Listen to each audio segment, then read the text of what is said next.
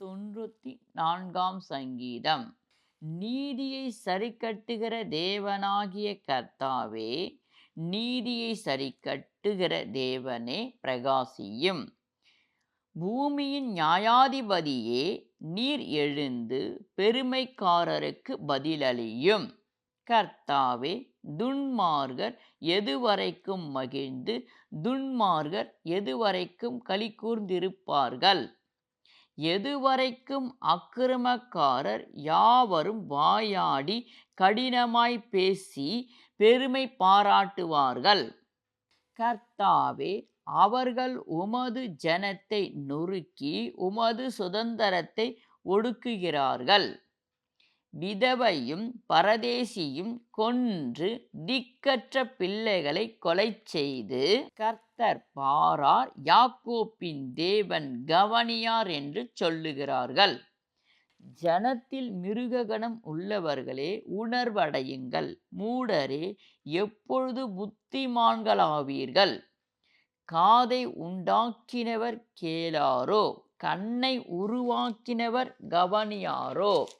ஜாதிகளை தண்டிக்கிறவர் கடிந்து கொள்ளாரோ? மனுஷனுக்கு அறிவை போதிக்கிறவர் அறியாரோ?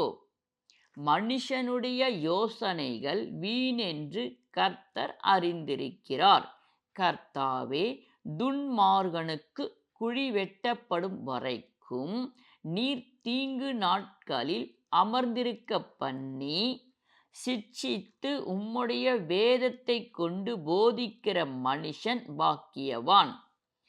கர்த்தர் தம்முடைய ஜனத்தை நிகழ விடாமலும் தம்முடைய சுதந்திரத்தை கைவிடாமலும் இருப்பார்.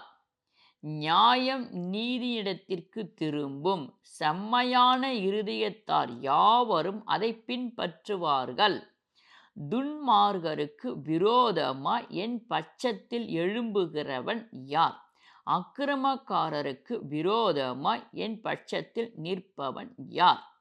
கர்த்தர் எனக்கு துணையாய் இராவிட்டால் என் ஆத்துமா சீக்கிரமாய் மௌனத்தில் வாசம் பண்ணியிருக்கும்.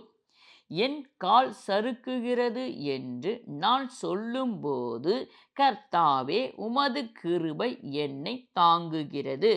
என் உள்ளத்தில் விசாரங்கள் பெருகையில் உம்முடைய ஆறுதல்கள் என் ஆத்துமாவை தேற்றுகிறது. தீமையை கட்டளையினால் பிறப்பிக்கிற கொடுங்கோலாசனம் உமக்கு இசைந்திருக்குமோ? அவர்கள் நீதிமானுடைய ஆத்துமாவுக்கு விரோதமாய் கூட்டம் கூடி குற்றமில்லாத இரத்தத்தை குற்றப்படுத்துகிறார்கள். கர்த்தரோ எனக்கு அடைக்கலமும் என் தேவன் நான் நம்பியிருக்கிற கன்மலையுமாயிருக்கிறார்.